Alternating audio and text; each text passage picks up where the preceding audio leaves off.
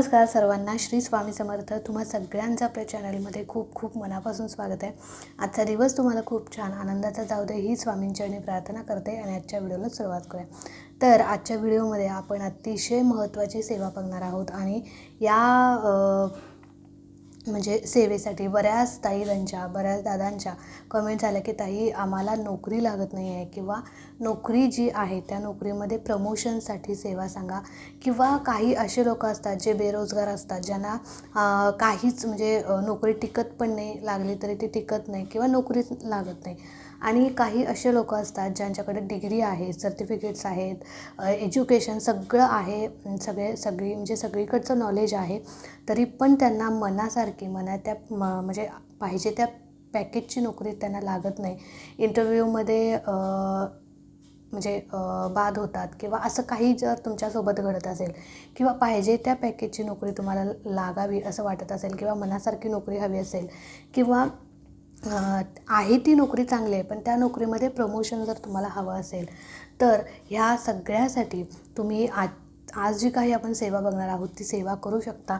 बघा, आपण ज्या सेवा शेअर करतो त्या अर्थात केंद्राप्रमाणेच असतात. मनाचं असं काही मी सांगत नाही. ज्या केंद्रामधून सेवा दिल्या जातात त्याच तुमच्यासोबत मी शेअर करत असते. गुरुमाऊली जे आपल्या सांगतात त्यांच्या हितगुजांमधून तेच मी तुमच्यासोबत शेअर करत असते. तर आजची सेवासुद्धा तितकीच प्रभावी आहे. जर तुम्ही ही सेवा कराल तर 100% तुम्हाला याचा अनुभव येईल. असंख्य स्वामी भक्तांना याचा अनुभव आलेला आहे.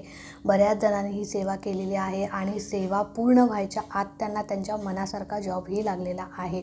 तर आता सेवा कुठली आहे तर बघा, सेवा सगळ्यात पहिले मी तुम्हाला सांगू इच्छिते की म्हणजे पूर्ण व्हिडिओ बघा, कारण तुमच्या एखाद्या प्रश्नाचं उत्तर म्हणजे व्हिडिओमध्येच असतं पण तुम्ही व्हिडिओ म्हणजे व्यवस्थित बघत नाही, त्याच्यामुळे तुम्हाला काही शंका उपस्थित होतात किंवा प्रश्न पडतात. पण त्या तुमच्या शंकेचं समाधान त्या व्हिडिओमध्येच असतं. ते मी सगळं व्यवस्थित सांगितलेलं असतं, त्यामुळे व्हिडिओ व्यवस्थित पूर्ण शेवटपर्यंत बघा. आता सेवा काय करायची, कधीपासून करायची तर बघा, सगळ्यात पहिले सांगतो की सेवा आपल्याला करणं आहे. पण महाराजांची शिकवण काय आहे की तुम्ही सेवा करा, पण त्या सेवा करत असताना तुमचं कष्टसुद्धा प्रामाणिक तितकंच पाहिजे. नाहीतर नुसतं सेवाच करत बसायचं, काही कष्ट करायचे नाही, काही प्रयत्न करायचे नाहीत, नोकरीसाठी बाहेर म्हणजे पडायचं नाही किंवा घरात तुम्हाला कोणीही आणून जॉब देणार नाही, त्यासाठी तुम्हाला बाहेर जाऊन प्रयत्न करावे लागतील. जे काही आहे एफर्ट्स ते घ्यावेच लागणार आहेत, कष्ट करावेच लागणार आहेत आणि कष्टाला पर्याय नाही, लक्षात घ्या. आणि जिथे प्रामाणिक कष्ट असतं तिथे तुमची सेवा कामी येतेच, कळालं.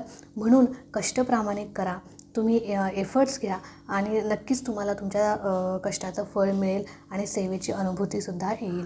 इतके दिवस बघा, तुम्ही कष्ट तर करत होतात, बाहेर पडत होतात, फिरत होतात, पण ते काम तुमचं होत नव्हतं किंवा नोकरी लागत नव्हती. पण ही सेवा करून जर तुम्ही कष्ट कराल किंवा कष्ट करून ही सेवा कराल तर नक्कीच त्याचं फळ तुम्हाला 100% नव्हे 101% मिळेल, कळालं. नाहीतर नुसतं, मी परत एकदा सांगते, नुसतं सेवा करत बसायचं, कष्ट करायचं नाही, तुम्हाला घरात आणून कोणीही जॉब देणार नाही, कळालं.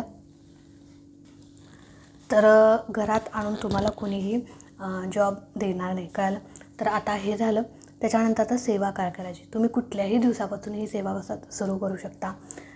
सगळ्या सेवा ह्या प्रभावीच असतात, पण म्हणजे तितक्याच त्यांचं महत्त्व जे असतं ते अनन्यसाधारण असतं. प्रत्येकाला प्रत्येकाच्या प्रारब्धानुसार, भोगानुसार त्याची फळं मिळतात. एखाद्याला लवकर अनुभव येतो, एखाद्याला उशिरा अनुभव येतो, ज्याचं त्याचं कर्म अवलंबून असतं, कळालं. नाहीतर ताई आम्ही सेवा केली आणि सेवेचा अनुभवच आला नाही, असं नसतं. सेवेचा अनुभव येतो, पण कधी येतो, आपले ज्यावेळी भोग संपतील आणि महाराजांची ज्यावेळी इच्छा, असं नाही की तुम्ही ती जी सेवा केली आहे ती वाया केली, असं नाही. सेवा कधीही वाया जात नाही. त्या सेवेचं एक ना एक दिवस फळ आपल्याला मिळतं आणि ते इतकं भरभरून महाराज देतात की त्याचं म्हणजे तुम्हाला दुसरं काही मागावंच लागत नाही, इतकं छान मिळतं तुम्हाला. त्याच्यानंतर आता सेवा कधीपासून करायची तर सगळ्यात पहिले तुम्ही कुठल्याही दिवसापासून सेवा करू शकता. कोणीही कोणासाठीही सेवा करू शकतं, पण शक्यतो जर तुम्ही स्वतःही सेवा कराल, मला नोकरी हवी आहे म्हणून, त्याचं फळ तुम्हाला लवकर मिळेल, कारण आता सगळ्यात पहिले संकल्पयुक्त तुम्ही ह्यात काही अशा सेवा आहेत ज्या संकल्पयुक्त करायच्या आहेत, बाकीच्या सेवा तुम्ही रोज करायच्या आहेत. कळलं? त्याला संकल्प वगैरे करायची गरज नाही. आता सगळ्यात पहिले महाराजांना प्रार्थना करायची की महाराज मी आजपासून ही सेवा चालू करतो आहे किंवा करते आणि याचं फळ मला लवकर मिळू दे, मला मनासारखी नोकरी मिळू दे. आणि महाराजांना फक्त तुम्ही प्रार्थना करायची, बाकी संकल्प वगैरे काय करायची गरज नाही. आणि जी संकल्पयुक्त सेवा आहे ती संकल्प त्याला करायचा. कळालं? आता संकल्पयुक्त एकच सेवा आहे आणि बाकीच्या रोज तुम्हाला करायच्या आहेत. कळालं? आता काय करायचं बघा, कुठल्याही दिवसापासून, शक्यतो गुरुवारपासून केली तर अतिशय उत्तम, किंवा कुठल्याही दिवसापासून तुम्ही चालू करू शकता. कळालं? आता सेवा काय करायची? सगळ्यात पहिले ज्या दिवशी तुम्ही सेवेला चालू करणार आहात त्या दिवशी महाराजांची पंचोपचार पद्धतीने पूजा वगैरे करायची. अर्थात आपण रोजच देवपूजा करतो, पूजा करायची आणि धूप दीप अगरबत्ती लावायची. आणि त्याच्यानंतर सगळ्यात महत्त्वाची सेवा म्हणजे नित्यसेवा. नित्यसेवा तुम्हाला करायची आहे. नित्यसेवा म्हणजे काय? तर स्वामीचरित्र सारामृताचे रोज 3 अध्याय असे वाचायचे. रोज 3 अध्याय वाचायचे. म्हणजे मी आज समजा आता तुम्ही आज 3 अध्याय वाचला आहे म्हणजे 1 2 3, उद्या 4 5 6, परवा दिवशी 7 8 9 असे रोज 3 अध्याय तुम्हाला वाचायचे आहेत. क्रमशः 3 अध्याय असं 7 दिवसामध्ये तुमचं एक पारायण पूर्ण होतं. आणि त्याच्यानंतर रोज 11 माळी तुम्हाला करायचे आहेत. रोज 11 माळी तुम्हाला श्री स्वामी समर्थ या मंत्राच्या करायच्या आहेत. ही झाली पहिली सेवा, म्हणजे ही रोजची सेवा आहे, तुमची करायचीच आहे. कळालं? आणि त्याच्यानंतरची दुसरी सेवा म्हणजे रोज तुम्हाला एक वेळेस श्रीसुक्ताचं पठण करायचं आहे. एक वेळा श्रीसुक्त पठण करायचं, रोज एक वेळेस व्यंकटेश स्तोत्राचं पठण करायचं, एक वेळा कालभैरवाष्टक म्हणजे म्हणायचं, आणि त्याच्यानंतर एक वेळा नवग्रह स्तोत्र जे आहे ते तुम्हाला म्हणायचं आहे. तर ह्या 4ही सेवा तुम्हाला रोज करायच्या आहेत. जोपर्यंत जॉब लागत नाही तोपर्यंत रोज तुम्हाला या करायच्या आहेत. 100% या सेवेने जॉब लागतो. आता जी संकल्पयुक्त सेवा आहे ती काय करायची तुम्हाला सांगते. आता कळालं? आता नित्यसेवा तुम्हाला कळली, रोज 3 अध्याय आणि 11 माळी, तारक मंत्र, ही नित्यसेवा झाली. त्याच्यानंतर एक वेळा श्रीसुक्त म्हणायचं, एक वेळा व्यंकटेश स्तोत्र म्हणायचं, एक वेळा कालभैरवाष्टक स्तोत्र म्हणायचं आणि एक वेळेस नवग्रह स्तोत्र जे आहे. आणि ही सगळी सेवा आपल्या नित्यसेवेच्या ग्रंथात आहे. स्वामीचरित्र सारामृत ग्रंथ तुमच्याकडे असणं आवश्यक आहे. कळालं? ह्या सेवा झाल्या. आता त्याच्यानंतर दर शनिवारी तुम्हाला एक म्हणजे काम करायचं आहे की दर शनिवारी तुम्हाला हनुमानजीचं मंदिर आहे तुमच्या गावात असेल, शेजारी असेल, तुमचं लेच खेडेगाव असेल, मारुती, आता मारुती मंदिर छोटं कवीना असतंच प्रत्येकाच्या गावात, तर मारुती रायांचा तुम्हाला हनुमानाचा मान सन्मान करायचा. आता मान सन्मान करायचा म्हणजे काय? खूप मोठं काय करायचं आता बघा. दर शनिवारी मारुती रायांचं दर्शन घ्यायला तुम्ही मंदिरात जायचं. जाताना एक हार किंवा फुलं, हार किंवा फुलं तुम्ही काही नेऊ शकता. हार किंवा फुलं आणि नारळ आणि खडीसाखर एवढंच न्यायचं आहे. तिथे ते अर्पण करायचं मारुतीरायांना. मारुतीरायांना प्रार्थना करायची, जे काही मी करते ते माझ्या नोकरीसाठी, मला नोकरी लागावी यासाठी मी करते आणि त्याचं फळ मला लवकर मिळू दे. माझ्या मागची इडापिडा जे काही आहे ते सगळं निघून जाऊ दे. आणि मारुतीरायांची जो भक्ती करतो त्याच्या आयुष्यात कुठलीच म्हणजे जे काही वाईट संकटं असतात ते निघून जातात. लक्षात घ्या, म्हणजे इडापिडा सगळी नष्ट होते. म्हणून आपल्याला दर शनिवारी मारुतीरायांचा मान सन्मान करायचा आहे. एखाद्या वेळेस पिरियड्स वगैरे आला तर तो शनिवार स्किप करायचा, नाहीतर दर शनिवारी तुम्हाला त्यांचा मान सन्मान करायचा. म्हणजे काय? जायचं, दर्शन घ्यायचं, फुलं न्यायची जाताना, एक नारळ न्यायचा आणि खडीसाखर न्यायची, ते तिथं अर्पण करायचं आणि प्रार्थना करायची. बस एवढंच करायचं आहे. तर हे दर शनिवारी तुम्हाला करायचं. जोपर्यंत जॉब लागत नाही तोपर्यंत तुम्हाला दर शनिवारी हे करायचं आहे. त्याच्यानंतर आता ही सेवा झाली. आता संकल्पयुक्त काही सेवा तुम्हाला करायची. तर संकल्पयुक्त काय सेवा करायची? संकल्पयुक्त तुम्हाला 3 गुरुचरित्र पारायण करायचे. बघा, अतिशय उच्च कोटीची सेवा आहे. संकल्पयुक्त गुरुचरित्र ज्या घरात होतात त्या घरात कुठलीही समस्या नावालाही उरत नाही. कळालं? नावालाही उरत नाही. मग तुमचं कितीही मोठा प्रश्न असो, कितीही गंभीर, तर गुरुचरित्र पारायण हे अतिशय उच्च कोटीची सेवा आहे. तर सॉरी, मध्येच राधने उठली त्याच्यामुळे उठावं लागलं. सो ह्या सेवा आहेत आणि ही सेवा तुम्ही ज्या आधीच्या काही सेवा आहेत त्या रोज तुम्हाला करायच्या आहेत आणि ही सेवा फक्त तुम्हाला संकल्पयुक्त करायची आहे. म्हणजे 3 गुरुचरित्र पारायणाचा संकल्प करायचा आहे तुम्हाला. मग तुम्ही एका महिन्यातही 3 करू शकता. म्हणजे 7 दिवसाचं, 3 दिवसाचं गुरुचरित्र पारायण तुम्हाला करायचं नाही, 7 दिवसाचंच तुम्हाला गुरुचरित्र पारायण करायचं आहे. आता गुरुचरित्र पारायण कसं करायचं याचा डिटेल व्हिडिओ आपल्या चॅनलवरती आहे, तुम्ही नक्की बघा आणि तशा प्रकारे तुम्हाला 3 गुरुचरित्र पारायण करायचे आहेत. मग ते पहिल्यांदा करण्यापूर्वी तुम्हाला संकल्प करायचा आहे की म्हणजे त्याच्या आधी म्हणजे गुरुचरित्र पारायण करण्याआधी महाराजांच्या मंदिरात जाऊन म्हणजे आता तुम्ही कधीपासून सुरू करणार आहे त्यावर राहिलं, आणि ही सेवा तर रोजच करायची आहे. मग तुमचे पिरियड्स येऊन गेल्यानंतर तुम्ही गुरुचरित्र पारायणाला सुरुवात करा. कळालं? आता म्हणजे तुमचे एका महिन्यातही 3 होऊ शकतात किंवा 2 महिन्यात तुम्ही 3 करू शकता, तुम्हाला जसं जमेल तसं. कळालं? तर पण त्याच्या आधी ज्या दिवशी तुम्ही आता आजपासून जर तुम्ही उद्यापासून जर तुम्ही गुरुचरित्र पारायणाला सुरुवात करणार आहे, तर तुम्ही आदल्या दिवशी महाराजांच्या केंद्रात मठात जाऊन विनंतीचा नारळ ठेवून यायचा की महाराज, मी हे माझ्या नोकरीसाठी करते किंवा नोकरी लागावी म्हणून मी ही सेवा करते.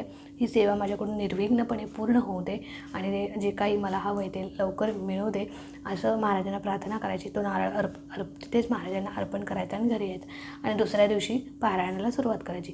पहिलं पारायण पूर्ण झालं, 7 दिवसाचं पहिलं पारायण पूर्ण झालं, थोडं एक 2-3 दिवस गॅप ठेवू शकता. परत तुम्ही पुढचे 7 दिवस दुसरं पारायण करू शकता. परत एक 5-6 दिवस गॅप ठेवून परत तिसरं पारायण तुम्ही करू शकता. असं एका महिन्यात पण तुम्ही 3 पारायण करू शकता किंवा 2 महिन्यामध्ये, 1.5 महिन्यामध्ये जसं तुम्हाला जमेल, ॲडजस्टमेंट होईल तसं तुम्ही 3 पारायण पूर्ण करू शकता. पण पारायण सुरू करण्यापूर्वी संकल्प करायचा तुम्हाला घरात, म्हणजे देवघरापुढे बसून तुम्हाला संकल्प करायचा की तुमचं पहिल्यांदा हातामध्ये पाणी, फूल, अक्षता घ्यायची, त्याच्यानंतर हळद कुंकू घ्यायचं आणि तुमचं नाव बोलायचं, गोत्र बोलायचं. गोत्र माहीत असेल तर कश्यप म्हणायचं आणि कश्यप म्हणून झाल्यानंतर मी स्वामी समर्थ महाराजांचा सेवेकरी असून स्वामी समर्थ केंद्रानुसार मला नोकरी लागण्यासाठी किंवा नोकरीत प्रमोशन मिळण्यासाठी जे काही तुमचं आहे ते बोलून मी संकल्पयुक्त 3 गुरुचरित्र पारायण करत आहे आणि ही सेवा माझ्याकडून निर्विघ्नपणे पूर्ण होऊ दे आणि माझं इच्छित फळ किंवा जे काही मला हवं आहे ते लवकर मिळू दे, अशी स्वामींना, दत्त महाराजांना प्रार्थना करायची आणि संकल्प सोडायचा. कळालं? आणि किती पारायण करा, 3 पारायण करणार असं बोलायचं आणि संकल्पाचं पाणी जे झाडाला घालायचं आणि संकल्प करून झाल्यानंतर मग पारायणाला सुरुवात करायची. तसं पारायणाचे नियम, अटी, जे काय पूजा मांडणी ते सगळं त्या वेगळ्या व्हिडिओमध्ये आहे, डिटेल व्हिडिओ आहे तो चॅनलवरती, तो तुम्ही नक्की बघा आणि तसे पारायण तुम्ही करा. 100% नव्हे, 1001% महाराजांच्या समोर बसून सांगते, तुम्हाला नोकरी लागल्याशिवाय राहणार नाही आणि जी पाहिजे ती तुम्हाला नोकरी लागेल, मनासारखी नोकरी लागेल, तुमच्या इच्छित नोकरी, तुम्हाला जे पाहिजे त्या पॅकेजची नोकरी तुम्हाला लागेल. आणि जर तुम्हाला नोकरीमध्ये प्रमोशन हवं असेल, जे खूप दिवस झालं रखडलेलं आहे, खूप वर्ष झालं रखडलेलं आहे, तर तेही तुम्हाला मिळेल. पगार वाढीसाठी सुद्धा तुम्ही ही सेवा करू शकता. जे काही तुमच्या मनात नोकरी संदर्भात जे काही प्रश्न असतील, समस्या असतील, त्या सुटण्यासाठी तुम्ही ही सेवा करू शकता. आता संकल्पयुक्त सेवा करत असताना जर मध्येच मासिक धर्म आला, सुतक आलं, विटाळ आला, म्हणजे आता संकल्पयुक्त कुठली सेवा आहे आपली, तर ही म्हणजे गुरुचरित्र पारायणाची, त्यामध्ये जर तुमचं काही अडचण आली तर ते पारायण तुम्हाला पूर्णच करावं लागतं. कुठल्याही ॲट एनी कॉस्टमध्ये सोडून द्यायचं नाही. कळालं? तुम्ही इतरांच्याकडून आता 5वा दिवस आहे पारायणाचा, तुम्हाला पिरियड आला तर म्हणून म्हटलं की शक्यतो पिरियड झाल्यावरतीच तुम्ही सेवेला म्हणजे पारायणाला सुरुवात करा. आणि ही रोजची जी काही सेवा आहे मी सांगितली ती तुम्ही रोज करायची आहे. मग रोज तुम्ही सकाळीही करू शकता, संध्याकाळी करू शकता, कधीही करा, पण रोजच्या रोज. आणि सगळ्यात महत्त्वाचं म्हणजे स्वामींच्यावरती विश्वास असणं खूप महत्त्वाचं आहे. आपल्या सेवेवरती विश्वास असणं खूप महत्त्वाचं आहे. नाहीतर एखाद्याने सांगितलं आहे, मी सांगितलं आहे, काय होईल ते होईल, बघू, असं नाही. महाराजांच्यावरती तुमचा विश्वास पाहिजे. जी तुम्ही सेवा करताय ती मनापासून केली पाहिजे, सेवेत सातत्य पाहिजे, तरच तुम्हाला त्या सेवेचा अनुभव येईल. तुम्ही सेवा कुणासाठी करताय? तुमच्या स्वतःसाठी करताय, दुसऱ्यासाठी करताय का? तर स्वतःसाठी करताय तर तितकीच ती मनापासून करा. बघा, एखाद्याचं आपण म्हणजे दुसऱ्यासाठी प्रार्थना हल्ली तर कलियुगात कोणी करते, पण स्वतःसाठी जे करताय ते तरी मनापासून करा. मनापासून जे साधं महाराजांचं नाव जरी तुम्ही घेतलं तोंडात तरी ते महाराजांच्यापर्यंत पोहोचतं आणि त्याची परतफेड नक्की महाराज करत असतात. तर अशा प्रकारे ही सेवा करा. आणि रोजच्या सेवेला असे काही नियम, अटी नाही आहेत. कळालं? त्याच्यामुळं सेवा करा, अनुभव नक्की येईल. पहिल्या 4 सेवा म्हणजे श्रीसूक्त, व्यंकटेश स्तोत्र, कालभैरवाष्टक स्तोत्र आणि रोजची नित्यसेवा आणि नवग्रह स्तोत्र हे रोज तुम्हाला म्हणायचं आहे. चला, आजचा व्हिडिओ इथे एंड करते. आवडला असेल तर नक्कीच लाईक करा, शेअर करा. चॅनलवरती नवीन असाल तर चॅनलला सबस्क्राईब नक्की करा. भेटूया अशाच एका नवीन व्हिडिओसोबत, नवीन सेवेसोबत. तोपर्यंत खुश राहा, आनंदी राहा आणि सगळ्यात महत्त्वाचं स्वामींची सेवा करत राहा. श्री स्वामी समर्थ.